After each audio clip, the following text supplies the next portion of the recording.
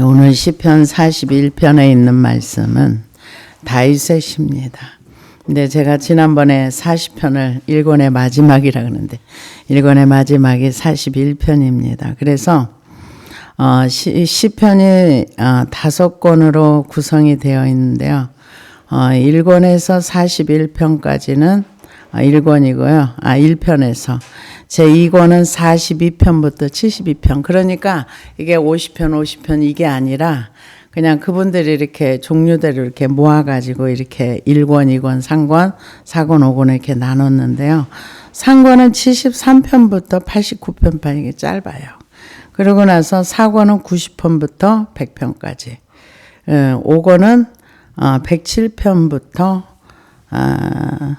150편까지인데요. 이 네 가지의 이제 시편을 유형으로 보면은 신앙 공동체의 시고요. 개인적인 신앙의 고백도 있고 찬미의 시도 있고 왕의 시도 있고. 그래서 하나님께서 구원을 이루시는 모든 사항을 경험한 백성들이 쓴 시가 되고도요. 대얘기도 하고요. 그리고 구원을 이루시는 하나님, 그런 하나님을 경험한 것을 이렇게 기록해 놓기도 하고요.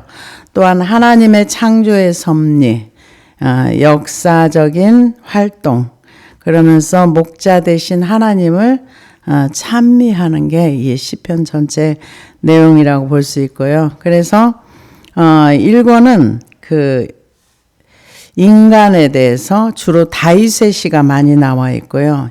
2권에 대해서는 선민 이스라엘 민족에 대해서 방황하는 거, 이제 저자는 주로 다윗과 고라 자손의 시고요. 3권은 레위기에 해당하는데요. 예배와 성소에 대해서 이렇게 주로 아삽이 성전에서 봉사하던 사람이 기록한 시고요. 4권은 90편에서 106편은 광야에서 방황하는 민족에 대한 그런 시가 있고요. 5권은 주로 이름이 없는 분, 무명의 시가 많고요. 그래서 여기서는 말씀과 찬양에 대해서 이렇게 기록을 해놨습니다. 그래서 1권에서는 메시아에 대한 고난받는 메시아, 통치하는 왕, 다윗의 후손, 인간의 아들 이런 부류를 이렇게 기록을 해놨습니다. 그래서 시편 1편에 보면은 복 있는 사람은 악인의 길을 쫓지 아니하며 죄인의 길에 서지 아니하며 시편 1편에 복 있는 사람이 어떤 사람인가를 기록해 놓고 오늘 41편에는 가난한 자를 보살피는 자에게는 복이 있으며 그래서 복으로 시작해서 1권이 복으로 이렇게 마무리가 지어진답니다. 그래서 복 있는 사람이라고 할 때 에세르라는 단어를 쓰는데요. 41편에서는 복이 있으며 그런데 여기에 역시 에세르 이런 단어를 씁니다. 그래서 이 복의 핵심 사상은 뭐냐면은 원래 이 말은 아세르에서 왔는데요. 아세르라는 단어는 똑바로 걷는다. 그러니까 우리가 생각할 때 복하고 성경이 말하는 복이 다릅니다. 그러니까 아세르에서 에세르라는 단어가 나왔는데 이게 똑바로 걷는 자가 복이 있다. 누구 앞에서? 하나님 앞에서. 그래서 그 똑바로 걷는다는 말은 평탄하고 행복하다는 의미에서 곧다는 뜻이 있답니다. 그래서 앞으로 계속 전진해 나갈 수 있고 또한 주님이 주시는 평안과 행복이 쭉 이어지는 삶이 복 있는 삶이다. 그러니까 하나님과 관계성 있는 그것을 얘기한다고 볼 수 있습니다. 그래서 시편 1편엔 복 있는 사람은 하고서 악인의 길을 쫓지 아니하며 죄인의 길에 서지 아니하며 오만한 자의 자리에 앉지 아니하 오직 여호와의 율법을 즐거워하여 그 율법을 취하라고 묵상하는 자로다. 그러니까는 복 있는 사람의 그 가는 길은 바른 길을 간다는 거죠. 그래서 악인의 길을 쫓아가지 아니하고 악인을 따르지 않는 게 복이 있다. 그러면은 오늘 시편 41편에서는 가난한 자를 보살피는 자에게 복이 있으며 가난한 자를 보살핀다. 이거는 국률과 관계가 있습니다. 그래서 가난한 자는 도움이 필요한 사람. 그러니까는 그 성경에서 가난한 자, 연약한 자 이런 사람은 자기 힘으로 뭔가를 할 수가 없고 자기를 스스로 보살필 수가 없고 누군가의 도움을 받아야 꼭 돈이 없어서만이 가난한 자가 아니라는 거죠. 그래서 이 가난한 자를 보살피는 자, 도움이 필요한 자에게 도움을 줄 수 있는 사람이 복 있는 자다. 이렇게 얘기를 했는데요. 마태복음 5장 7절에 보면은 긍휼히 여기는 자는 복이 있나니 그들이 긍휼히 여김을 받을 것이며 그렇게 말씀하고 있는데요.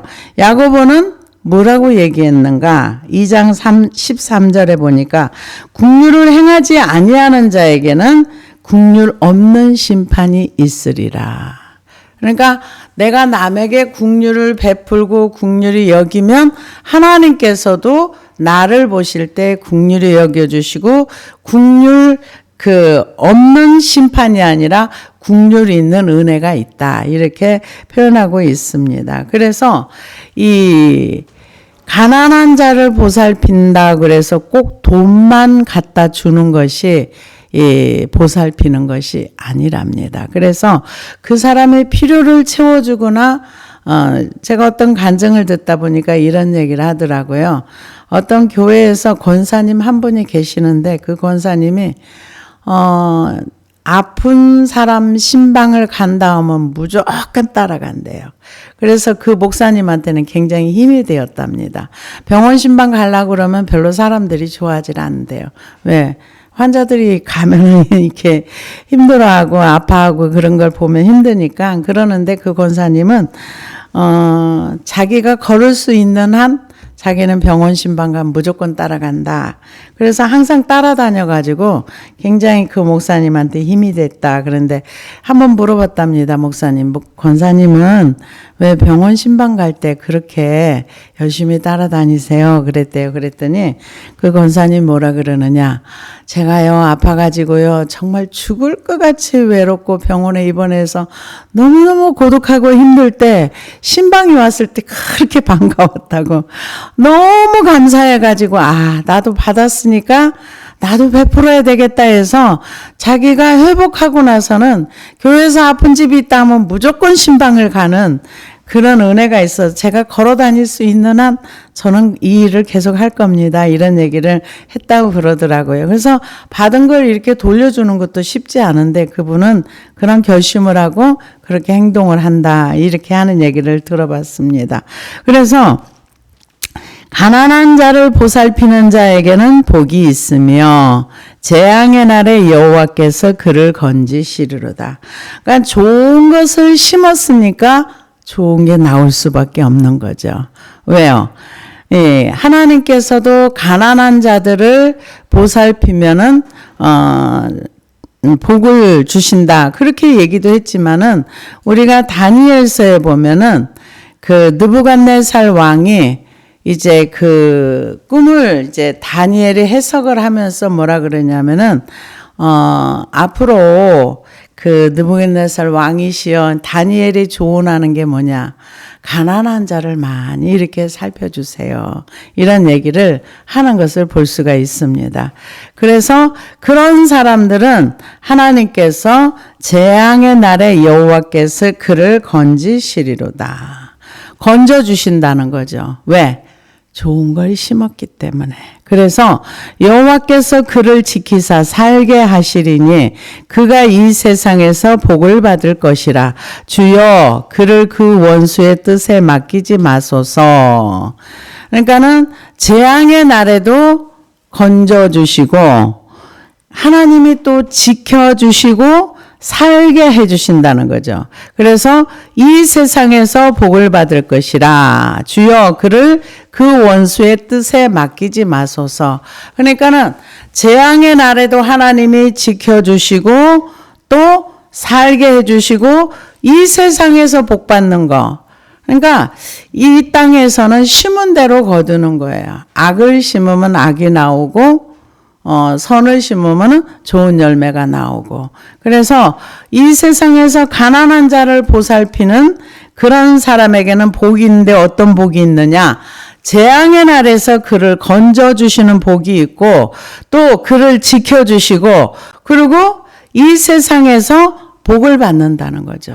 그러니까는 아무것도 하지 않은 데서 나오는 일은 없는 거죠. 뭔가 내가 긍휼을 베풀고 뭔가를 심었을 때 좋은 결과물이 나온다는 거죠.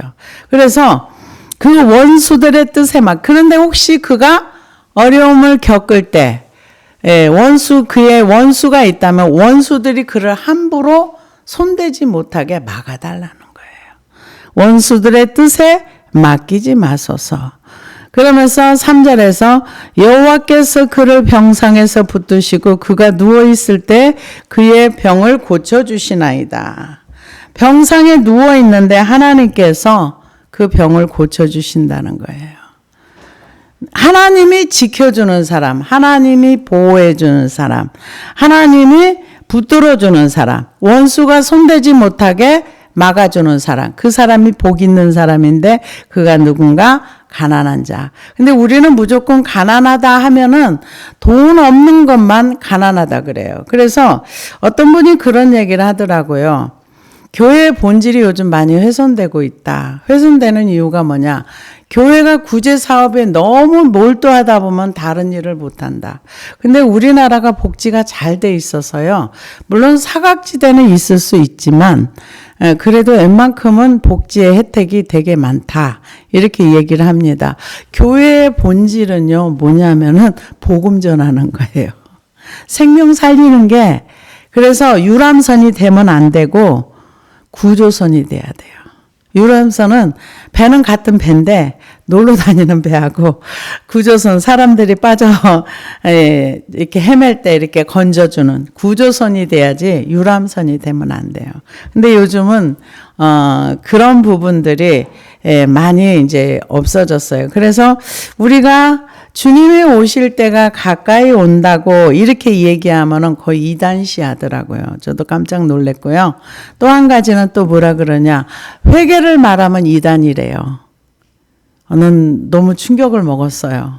근데 회개함으로 죄를 버림으로 거룩을 향하여 가는데 그런 식으로 말을 하시는 분도 있더라고요.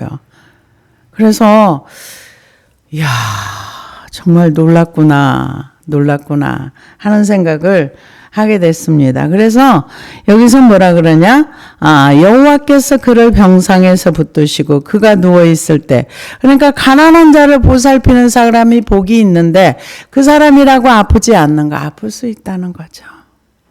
아플 수 있을 때 그를 병상에서 붙드시고 그가 누워 있을 때 그의 병을 고쳐주시나이다.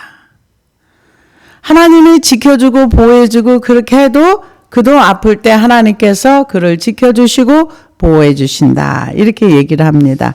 그러면서 내가 말하기를 여호와여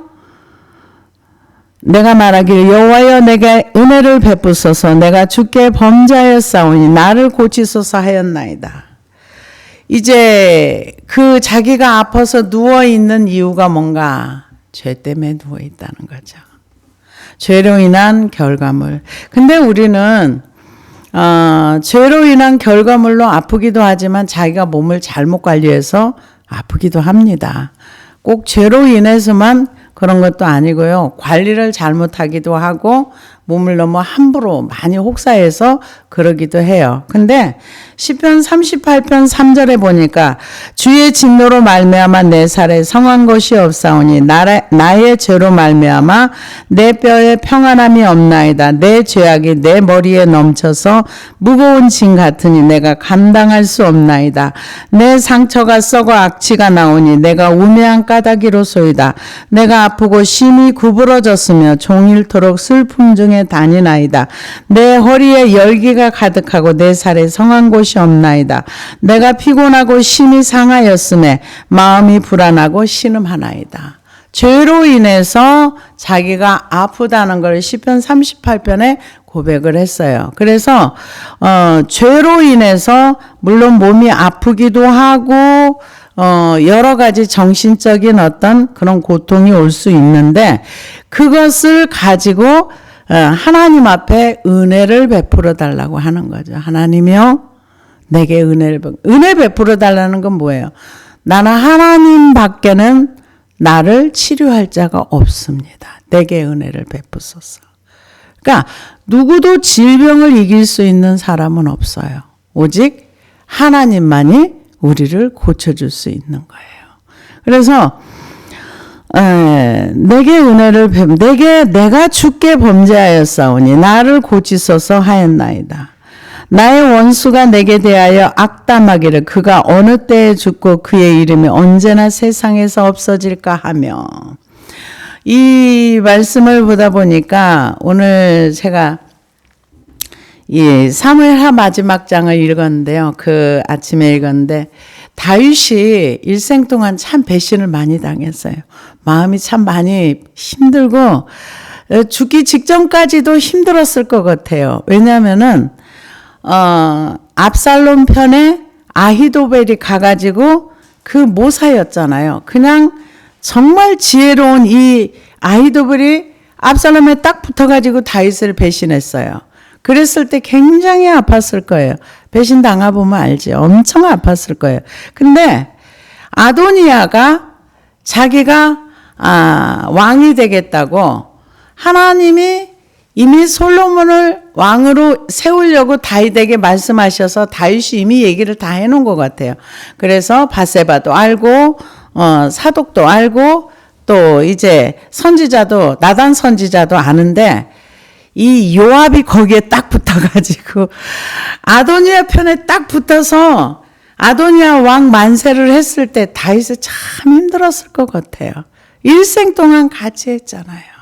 같이 살아왔는데 자기가 이제 죽을 날이 얼마 안 남았는데 왕을 자기가 이 후계자를 세우기 전에 요압이 먼저 배신해가지고 아도니아 편에 딱 서가지고 그러니까 이 아무리 지혜롭고 똑똑해도 이 하나님의 뜻을 모르면 그런 쪽으로 가는구나 하는 걸 봤어요. 그래서 그렇게 요압이 배신하고 갔을 때 다윗의 마음이 얼마나 힘들었을까 하는 생각이 들더라고요. 아들도 자기 마음대로 또 왕 그거를 찬탈하려고 아도니아도 다윗이 아도니아를 왕을 세우겠다고 안 했는데도 불구하고 아도니아가 요압과 더불어서 지가 왕 하려고 이렇게 하는 거. 그 왕이라는 자리가 얼마나 탐나는 자리인지는 모르겠지만은 아무튼 그랬을 때 다윗의 마음이 일생 동안 같이 했던 그 요압이 자기를 배신하고 아도니아 편에 딱 섰을 때 그 정말 힘들었을 것 같다는 생각이 들더라고요. 그런데 이 다윗은 일생 동안 원수가 참 많았어요. 그래서 다윗을 저주하는 사람도 있었고요. 또 베냐민 지파 사람이 또 배신해가지고 난을 일으키기도 하고. 그래서 다윗이 원수에 대한 얘기를 많이 할 때 보면은 그만큼 배신을 많이 당하고 반란도 많이 겪었고 그래서 그랬을 수 있겠구나 하는 생각을 할 만큼 많이 다윗이 힘들었을 것 같아요. 그래서 이제 고쳐달라고 자기가 병들어 가지고 누워 있으니까 문병 온 거예요. 문병 와가지고는 나의 원수가 내게 대하여 악담하기를 그가 어느 때나 죽고 그의 이름이 언제나 없어질까 하며 나를 보러 와서는 거짓을 말하고 그의 중심에 악을 쌓았다가 나가서는 이를 널리 선포하며. 그러니까는 이 다윗이 죽기를 원하는 사람, 내가 살아있는데 나 죽기를 원하는 사람이 기대하고 있다고 생각하면 좀 마음이 불편할 것 같아요. 근데 다윗은 그거를 이제 아는 거죠. 나의 원수가 내게 대하여 악담하기를.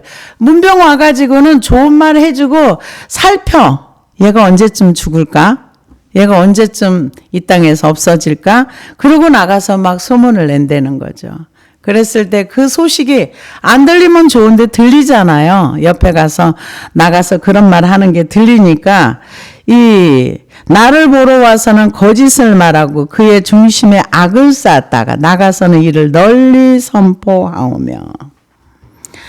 그러니까는 병문안 왔다가 이제 적당히 이렇게 위로해주는 말 하고 그러고 가서는 야 얼마 못 살 것 같아 이러면서 이제 다윗을 이제 수군거렸다는 거죠. 그래서 나를 미워하는 자가 다 하나같이 내게 대하여 수군거리고 나를 해하려고 꾀하며. 그러니까 다윗의 죽기를 기다리는 사람이 꽤 많았다는 거예요.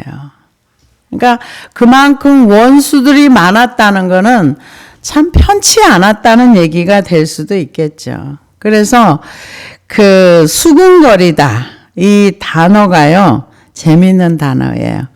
라핫이라는 단어를 쓰는데 주문을 거는 단어래요. 주문을 거는 단어고요. 속삭이다, 중얼거리다.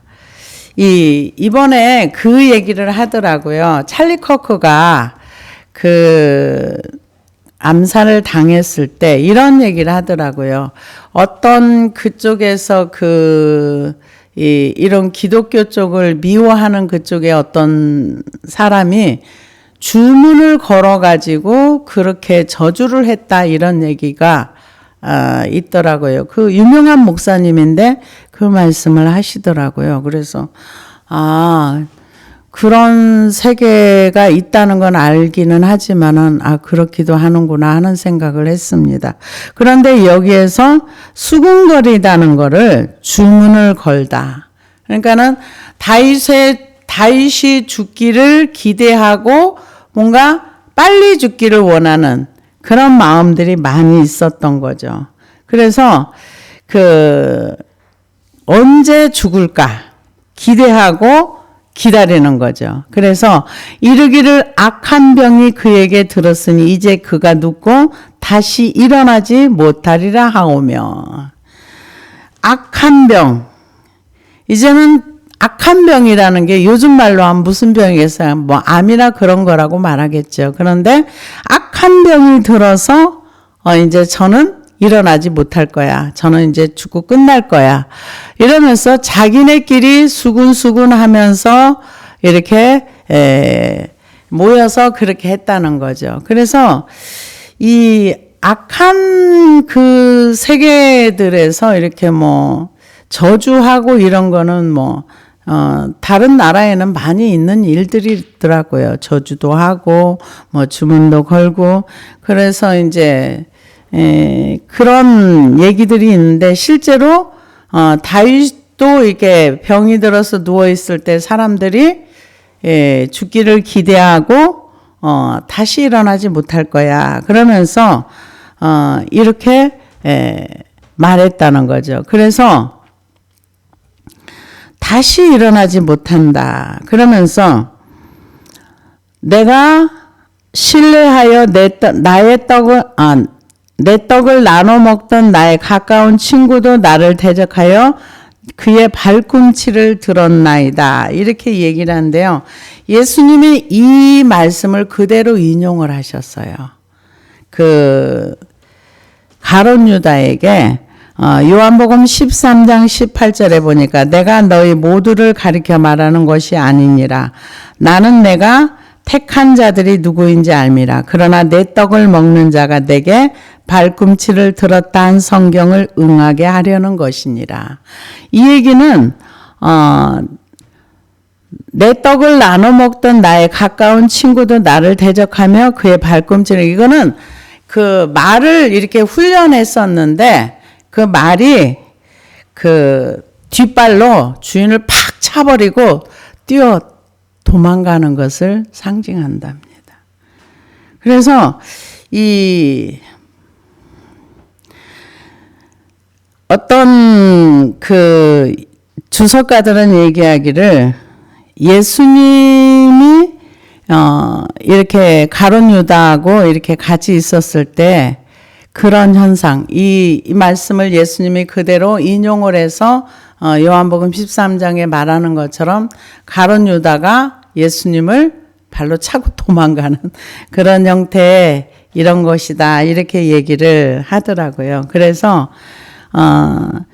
이 시편에서는 예수님에 대한 예언들이 굉장히 많이 나와 있어요. 시편 22편에서도 예수님이 십자가상에서 있는 내용도 있고요. 시편 18편도 있고, 그래서 메시아 예언이 일권에 많이 있다. 이렇게 얘기를 합니다. 그래서 예수님이 그 가룟 유다를 이 말씀을 들어서 이렇게 비유를 해 주셨고요. 그래서 그러하오나 주 여호와여 내게 은혜를 베푸시고 나를 일으키사 내가 그들에게 보응하게 하소서. 이로써 내 원수가 나를 이기지 못하오니 주께서 나를 기뻐하시는 줄을 내가 알았나이다. 그러니까 이 원수가 주 여호와여 내게 은혜를 나를 익혀서 이 원수들이 지금 다윗에게 와가지고 다윗이 언제나 죽을 날을 기대하고 바라보면서 이렇게 하는데, 다윗이 하나님 앞에 기도하기를 뭐라 그러냐면은 은혜 베풀어 주세요. 그래서 나를 일으키사 보응한다는 게 뭐예요? 그들을 보복하는 것이 뭔가 다윗이 건강해지는 거예요. 건강해져 가지고 저들이 나를 이기지 못하게 하세요. 그들이 원하는 건 다윗이 죽고 망하는 거예요. 그런데 하나님이 은혜를 베풀어 주셔서 내가 일어서게 해달라는 거죠. 나를 이기지 못하오니 주께서 나를 기뻐하시는 줄 알았나이다. 그러니까는 이 하나님의 사람들이 잘 되고 바르게 되면은 원수들이 굉장히, 그러니까는 가까운 사람이 와가지고 이렇게 더 배신할 수도 있고, 이 다윗의 삶을 전체를 보면은 멀리 있던 사람이 배신한 것보다 장인이 죽이려고 했고, 또 아들이 죽이려고 했고, 가까운 친구처럼 지내던 아히도벨이 배신을 했고, 또 요압이 마지막으로 아무 힘도 없는, 다윗이 이제 죽을 날이 얼마 안 남았는데 배신하고 갔고, 그랬을 때 다윗의 마음은 이 사람들이 자기를 미워하고 욕하고 뒤에서 좀 병들어 누워 있으면은 저거 언제나 죽을 거 이렇게 하는 사람들에게 자기가 보응하는 거는 건강해지는 거. 건강해져서 똑바로 사는 거. 그거를 얘기합니다. 그래서 여호와여 내게 은혜를 베푸시고 나를 일으키사 내가 그들에게 보응하게 하소서. 그러니까 일으켜 달라는 거죠. 근데 내 힘으로 일어날 수가 없으니까 내게 은혜를 베풀어 주세요. 우리는 하나님 앞에 나를 낮춘다고 자존심이 뭉개지지 않습니다. 하나님 앞에는 우리의 자존심이 다 뭉개져야 돼요. 내 자존심을 내세우다 보면 머리가 뻣뻣해집니다. 그래서 하나님 앞에는 한없이 낮아져도 괜찮아요. 그래서 다윗이 지금 하나님 앞에 주님의 은혜가 아니면은 나는 살 수 없어요. 내게 은혜를 주셔서 나로 저들을 보응하게 해달라는, 나를 일으켜 달라는 얘기를 하잖아요. 내 원수가 나를 이기지 못하오니 주께서 나를 기뻐하시는 줄을 내가 알았나이다. 이제 몸으로 힘들고 또 원수들이 미워하고 뭐하고 해서 이런 부분을 하나님 앞에 가지고 와서 기도하다 보니까 뭐가 왔느냐? 확신이 왔어요. 어떤 확신이 왔는가? 주께서 나를 기뻐하시는 줄 내가 알았나이다. 어머, 하나님이 나를 이렇게 사랑하시네? 나를 이렇게 기뻐하시네? 이걸 깨달았다는 거예요. 자녀가 이렇게 성장을 하면은 부모의 은혜를 알아요. 그런 부모가 고마운 거예요. 그런 것처럼 다윗이 이 몸이 아프고 힘들고 병들었고, 그리고 원수들은 와가지고 저거 언제 죽나, 그리고 다윗을 죽을 날을 기다리면서 자기네끼리 수근수근하고 이러는데, 그런 걸 바라보면서 다윗이 하나님 앞에 기도한 거죠. 하나님, 내게 은혜를 베풀어 주세요. 내가 저들한테 보응할 수 있는 건 내가 건강해지는 거예요. 내가 일어서는 겁니다. 그렇게 기도를 쭉 했는데 하나님이 자기에게 확신을 준 거예요. 아, 지금 이게 그거예요. 내 원수가 나를 이기지 못하오니 주께서 나를 기뻐하시는 줄 내가 알았나이다. 이게 내가 아는 게 중요한 거예요. 내가 아는 게. 하나님이 아무리 사랑을 많이 부어줬어도 내가 그 사랑을 깨달을 때, 하나님이 이렇게 나에게 은혜를 주셨구나. 그러면 감사가요, 입으로 그냥 주님 감사함 이게 아니라 진짜 감사하구나. 감사하구나. 속에서부터 정말 우러나오는 감사가 나오게 되어 있습니다. 그래서 이 다윗이 이제 힘들고 어려운 상황 가운데서 하나님의 사랑을 확신하고 하나님이 자기를 기뻐하시는 줄 알았다는 거죠. 이게 참 감사한 일이죠. 그래서 내가 아나이다는 단어를 야다티라는 단어를 쓰는데요. 이거는 뭐냐면은 하나님이 자기와 함께 하셔서 결국 자기가 승리할 수 있다는 믿음의 확신이 왔다는 거예요. 그래서 이 자기의 생명이 금방 끝날 줄 알았는데 원수들은 이제 다윗이 빨리 죽고 이 땅에서 없어지기를 원하는 그런 마음이었었는데 다윗이 이제 확신을 가진 거예요. 어떤 확신? 원수가 나를 이기지 못하겠구나. 주께서 나를 기뻐하시는 줄을 내가 알았나이다. 주께서 나를 온전한 종에 붙드시고 영원히 주 앞에 세우시나이다. 온전한 종에 붙드신다는 건 다윗이 완전하다는 얘기가 아니에요. 그 얘기가 아니라 죄로 인해서 이런 어떤 어려움을 겪었지만 그 죄에 다시 매이지 아니하고 이제 하나님의 은혜 가운데 내가 살아갈 수 있겠구나. 이거를 깨달았다는 거죠. 그래서 이 하나님께서 다윗에게 이제 그런 확신의 마음을 주니까 이제 하나님이 나를 붙들고 있구나. 이런 확신이 왔다는 거죠. 내가 하나님을 붙드는 것도 중요하지만 여기 뭐라 그래요? 하나님이 붙드신다는 거죠. 주께서 나를 온전한 종에 붙드시고 영원히 주 앞에 세우시나이다. 이제 깨닫고 나니까 하나님께서 자기를 붙들고 있다는 걸 아는 거예요. 이게 굉장히 중요한 겁니다. 왜냐? 요즘은 사람들이 믿음 하면서 맨날 자기 확신이 있는데 열매는 없어요. 그러니까 믿음이라는 거는 실상이 나와야 진짜 믿음이거든요. 믿음이라는 거는 현실에서 그 믿음의 역사가 일어나는 게 믿음이에요. 근데 믿음 하는데 실제 믿음은 별로 나오지 않아요. 그런데 여기 다윗은 지금 뭐라 그러냐? 하나님 앞에 내가 이 병낫기를 기도하고 은혜를 베풀어 달라고 기도하고 그러면서 나를 불쌍히 여겨달라고 나에게 은혜 베풀어 달라고 그러다 보니까 확신이 온 거예요. 확신이 왔는데 이제 깨달아지는 거예요. 하나님이 나를 기뻐하시는 줄을 내가 알았다. 하나님이 나를 진짜 사랑하는구나. 하나님이 나에게 이렇게 은혜를 주셨구나. 과거에는 우연인 줄 알았는데 하나님의 사랑을 깨닫고 보니까 하나님이 나를 살려주셨네.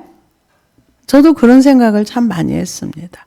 과거에는 내가 그때 죽을 수 있는 환경이었는데 하나님이 은혜 주셨네. 그런데 이제 하나님이 나를 붙들고 계신다는 생각을 해보니까 살려주신 거구나.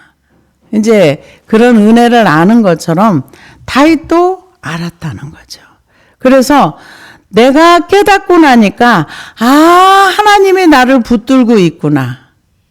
하나님이 나를 붙들고 계시는구나. 그러니까 감사할 수밖에 없는 거죠. 그래서 이스라엘의 하나님 여호와를 영원부터 영원까지 찬송할지로다. 아멘, 아멘. 여기 이스라엘의 하나님 여호와를 영원부터 영원까지 송축할지로다. 이게 뭡니까? 깨닫고 난 다음에 올려지는 감사와 찬양이에요. 제일 처음에는 막 질병 가운데 막 원수들이 자기를 미워하고 욕하고 또 막 그 뒤에서 비방하고 이랬을 때에 굉장히 힘들었겠죠. 그래서 그 문제를 가지고 하나님 앞에 가서 보니까 깨닫고 나니까 하나님이 나를 붙들고 있구나. 이거를 온전히 깨닫고 나니까 이제는 찬양을 올리는 거예요. 그래서 하나님은 이런 찬양을 기뻐하세요. 그래서 시편 72편 17절에 보니까 그의 이름이 영구하며 그의 이름이 해와 같이 장구하리로다. 사람들이 그로 말미암아 복을 받으리니 모든 민족이 다 그를 복되다 하리로다. 홀로 기이한 일들을 행하시는 여호와 하나님 곧 이스라엘의 하나님을 찬송하며 그 영화로운 이름을 영원히 찬송할지어다. 온 땅에 그의 영광이 충만할지어다. 아멘, 아멘. 아멘, 아멘은요, 마지막 송령인데요. 아멘은 진실로 그렇습니다. 나도 그렇게 생각합니다. 동의합니다. 이런 의미가 있습니다. 정말 그렇다고 인정하는 거. 그래서 이 하나님이 은혜를 베풀어줘도 깨닫지를 못하면 감사를 못해요. 많은 은혜를 받아도 내가 하나님으로부터 은혜를 받았다는 것을 깨달아질 때 감사가 나오는 거예요. 근데 다윗은 처음에는 계속 질병 속에서 씨름하고 주변 환경을 쳐다봤어요. 환경을 쳐다보니까 환경 속에서 뭐라고요? 원수만 보이는 거예요. 원수들이 언제 다윗이 죽을까? 그거 쳐다보는 거, 그 마음이 얼마나 힘들어요. 그런데 주님 앞에 두 손을 들고 내게 은혜를 베풀어 주세요. 은혜 베풀어 달라는 게 뭐겠어요? 나 아파요. 질병 고쳐주세요. 이런 기도를 했겠죠. 근데 다윗이 아팠다는 얘기가 꽤 많이 나와요. 근데 성경 전체 내용을 보면은 다윗이 뭐 병들었다 이런 내용은 없는데 꽤 많이 아팠던 것 같아요. 이렇게도 아프고 저렇게도 아프고. 그랬을 때 그 질병의 문제를 가지고 하나님 앞에 나아갔을 때 하나님이 해결해 줬다는 거죠. 그래서 이 고난 가운데서도 찬양받기에 합당하신 하나님이 어떤 하나님이신가. 그거를 이 고난을 통과하면서 질병의 문제 속에 사로잡혀 있으면서 그 질병을 가지고 하나님 앞에 나가서 기도했을 때 하나님께서 그 친구들이 배신하고 떠나가고 발꿈치를 들었나이다. 이거는 완전히 치고 도망가는 그런 얘기라고 한다면은 그러고 나서 하나님 내게 은혜를 베풀어 주세요. 그래 한마디로 무슨 기도를 해요? 하나님 질병을 고쳐주세요. 내가 일어서는 것이 원수 갚는 것입니다. 내가 회복되는 것이 저들에게 보여주는 겁니다. 하나님 나에게 은혜를 베풀어 주세요. 기도했을 때 이제 확신이 오면서 깨닫고 나니까 하나님이 나를 붙들고 있었는데 내가 몰랐네. 그거 깨닫고 나서 이제 하나님 앞에 이제 마음을 다해서 찬송을 올려드리는 거예요. 그래서 10절에 12절에서 13절은 하나님 앞에 결과물로 올려드리는 겁니다. 그래서 온전한 종에 붙드시고 영원히 주 앞에 세우시나이다. 누구를? 자기를. 하나님이 나를 붙들고 나를 세우시고 그 하나님을 영원히 찬송하라. 영원까지 송축할지어다. 아멘 아멘. 그렇게 시편 41편이 마칩니다. 그래서 복 있는 사람은 누군가?